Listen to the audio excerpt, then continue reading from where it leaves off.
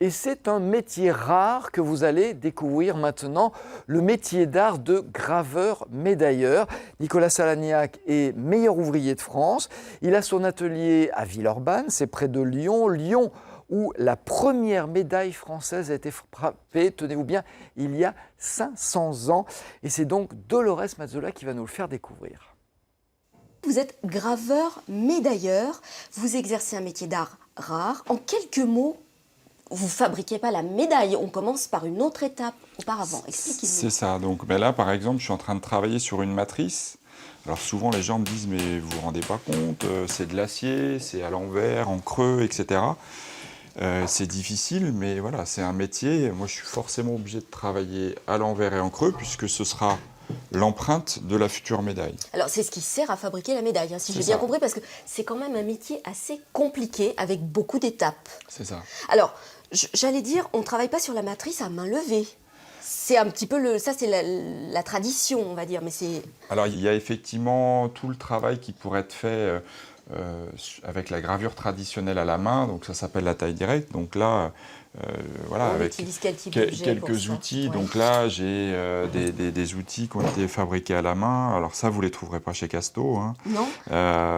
Moi, j'ai appris à faire ces outils-là à l'école. Et puis avec les marteaux qui sont là, bah, comme le sculpteur sur bois, je vais venir travailler dans le métal et enlever la matière. Alors, il existe une autre technique c'est ça, que alors, vous utilisez beaucoup plus fréquemment, on va dire. C'est ça, qui est plus facile, parce que là, forcément, de travailler tout à la main, à l'envers et en creux, ça nécessite... le métal qu'on enlève, on ne le recolle pas, même si on a des bonnes colles. On n'a pas le droit à l'erreur. Voilà, on n'a pas le droit à l'erreur, c'est long et c'est compliqué. Aujourd'hui, moi, les techniques que j'utilise le plus, qui sont les plus rapides et les plus efficaces, c'est de faire une sculpture à une échelle 3 fois plus grande. D'accord. Donc d'abord, préalablement, il y a quand même le dessin, parce qu'on est sur un métier d'art, et puis l'idée, c'est de pouvoir coller à la demande de mon client. Et donc, je commence déjà par faire un dessin, un photomontage, quelque chose qui va lui permettre de dire oui, c'est ce que je veux, de valider, avant d'attaquer la gravure. Ouais. Et donc, oui, je fais là, par exemple, je suis en train de travailler, c'est le tout début, hein, sur la future médaille, peut-être, j'espère, ça reste un concours, et pourvu que ça marche, pour faire la médaille du Sénat. D'accord.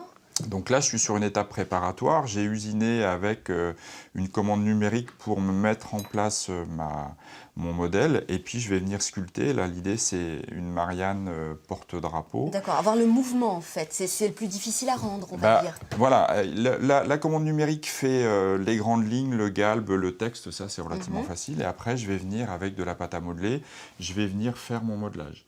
Et puis, essayer de donner de la vie à mon modèle. Et donc là, je suis à une échelle 3 fois plus grande. D'accord, la médaille sera 3 fois plus petite. Et puis après, une fois que ma sculpture va être réalisée, je vais la reproduire en réduction dans un bloc d'acier à la bonne échelle. Grâce à un tour à réduire. Grâce à un tour à réduire, un pantographe, voilà, il y a plein de techniques possibles qui permettent de réduire.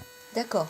Et ensuite, une fois qu'on a réussi à réduire, on a cette matrice qui va servir à faire la médaille, mais je veux dire, une fois qu'on a la matrice, on n'a pas tout. Il y a encore de multiples étapes avant d'arriver à la médaille. Forcément, et en même temps, voilà, on a parlé de l'usinage, la réduction, donc là on part de grand vers petit, mais après derrière, j'ai pas ça alors on travaille au microscope. Juste pour être joli, c'est que je vais enlever toutes les traces de la machine. D'accord. Et je vais venir, avec les outils qui sont ici, je vais venir polir, surfacer, je vais venir travailler ma matrice, apporter des détails que la machine ne peut pas donner. Donc c'est là aussi où donc, je ne travaille pas complètement à la main, mais je fais un travail qui devient rare aujourd'hui de finition de travail dans ma matrice. Alors effectivement, vous travaillez au microscope. Oui. Ça veut dire que certains détails sont presque invisibles à l'œil nu.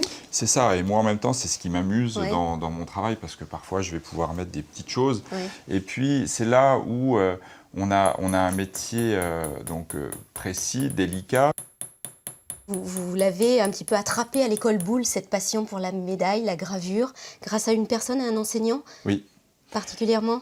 Pierre Mignot, voilà, ma petite histoire, mon grand-père était ébéniste et il m'avait dit, quand j'étais gamin, j'avais 5 ans, il me disait que toi, quand tu seras grand, tu iras à l'école Boulle. Ça sonnait un petit peu comme une obligation, hein, du coup.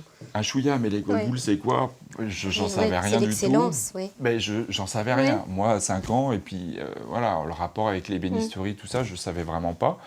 Il se trouve qu'après, je continue mon cursus, et puis j'arrive, comme pas mal d'élèves, en fin de troisième, et là, ça se passait plutôt pas bien pour moi à l'école. J'étais plutôt au fond de la classe, et il y avait juste le prof de dessin qui avait compris qu'il fallait me mettre un peu en dehors, me faire dessiner, mon prof de techno.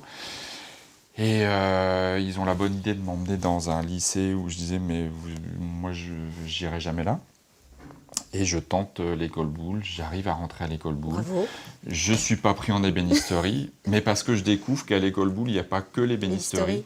Et donc moi, j'arrive dans cette école pensant être ébéniste et je me retrouve graveur. Alors, aujourd'hui, vous êtes enseignant. Moi, j'ai appris une chose, Alain, avec notre invité, c'est qu'on ne dit pas pile ou face pour une médaille, mais on dit autre chose. Je crois que vous savez ce que c'est. Moi, je l'ai découvert. me disait tout à l'heure qu'on ne dit pas pile et face pour une médaille. Eh ben moi, je sais ce qu'on dit avec mes feuilles de pompe. Hein. On dit, vous savez qu'on dit le revers de la médaille. Eh ben l'autre côté, c'est l'avers. Hein, c'est ça, Dolores? Eh bien, effectivement, Alain, je vois que vous aviez la réponse. Mais moi, je l'ignorais avant de commencer la préparation de ce thème et de ce dossier. Alors, Nicolas Salagnac, vous êtes également enseignant, c'est ce qu'on disait. Oui. Vous avez des élèves que vous suivez. Vous êtes enseignant dans le Jura, hein, je crois. C'est ça, au lycée Ferdinand Fillot, donc c'est les arts du métal, depuis 2004, je crois. D'accord. Et voilà, pour moi, c'est important, ça me permet de redonner ce que j'ai reçu quand j'avais 15 ans. Alors, évidemment, tous vos élèves ne feront pas la même carrière que vous, mais en tout cas, ils ont déjà de belles réalisations. J'aimerais qu'on voit également celle-ci, Je suis Charlie. Elle me paraît vraiment très parlante, elle est très symbolique. Alors ça, c'est voilà, c'est la 3e année que je fais participer mes élèves au concours Student Medal, qui est un concours international pour la création de médailles par des étudiants. Et ça, je trouve que c'est une initiative anglaise, donc respect. Il y a toujours un peu oui, entre les friction, Français, hein. les Anglais, et surtout au rugby, et j'aime bien le rugby. Mais là, une dizaine d'élèves ont travaillé sur le sujet.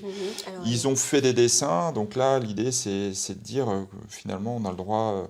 Vous avez la terre, vous avez un homme, vous avez des crayons, et que liberté, égalité, fraternité.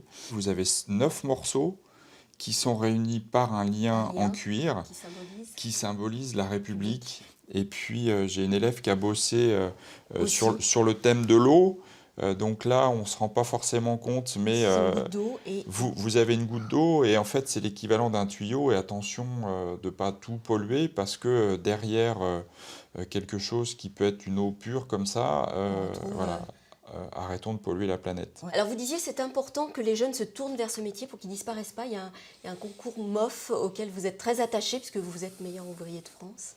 Et ça a commencé maintenant, les inscriptions? Alors, les inscriptions sont lancées depuis février, donc le 26e concours.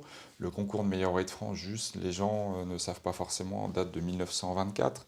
Et l'idée, déjà à l'époque, c'était de promouvoir le travail manuel, les métiers professionnels, et d'arriver à valoriser aussi l'ouvrier dans tous les métiers possibles et imaginables. Vous faites partie du cercle très fermé des graveurs de la République. Aujourd'hui, vous avez fait des médailles précieuses. On va dire pour la présidence Sarkozy, par exemple. Montrez-nous. Donc ça, c'était la médaille que j'ai faite en 2008. D'accord. Alors, elle est carrée. Ouais. Ça veut dire que toutes les médailles ne sont pas forcément rondes. Alors là aussi, pareil, je découvre. Juste pour la petite histoire, la médaille a pris vraiment son essor à la Renaissance. C'est une invention italienne. Italienne, exactement. Et c'était l'ancêtre de nos cartes de visite. Alors forcément, nos cartes de visite en carton sont quand même plus commodes que des, que des médailles en métal. Voilà. Mais une médaille carrée, ça allait bien avec le président. L'Élysée. Montrez-nous le revers de la médaille maintenant que Voilà, elle est très très belle. Hein. Donc là, le revers de la médaille, c'est le drapeau de la France avec les étoiles de l'Europe. Alors, je voudrais dire juste un mot de la fabuleuse médaille très personnelle sur l'enlèvement de Proserpine, qui est un travail remarquable. Évidemment, une statue qui est à Rome. En 2010, j'ai la chance de faire la médaille de la Villa Médicis. Je suis invité à la Villa Médicis par Frédéric Mitterrand. Je me promène un peu dans le parc et je découvre que la statue était là. Je tombe amoureux de ce détail et je me dis, vous il faut que je le traduise en médaille. Et c'est mon prix de Rome à moi. J'ai bossé 2 ans au moins sur ça pour la mettre au point. Et puis, j'ai fait la suite avec le baiser de Rodin. D'accord. Et je voudrais pouvoir faire un 3e sujet sur l'homme et la femme dans la sculpture. Et voilà. Merci Nicolas Salagnac de nous avoir accueillis dans ce magnifique endroit, j'ai envie de dire, dans cet endroit dont on n'a pas envie de partir comme ça, Alain, parce qu'il y a encore beaucoup de médailles à découvrir. Moi, je suis comme une gamine fascinée et je pense qu'on va commander la médaille pour l'équipe de 9h50 le matin, ça serait très sympa. Voilà. Dolores,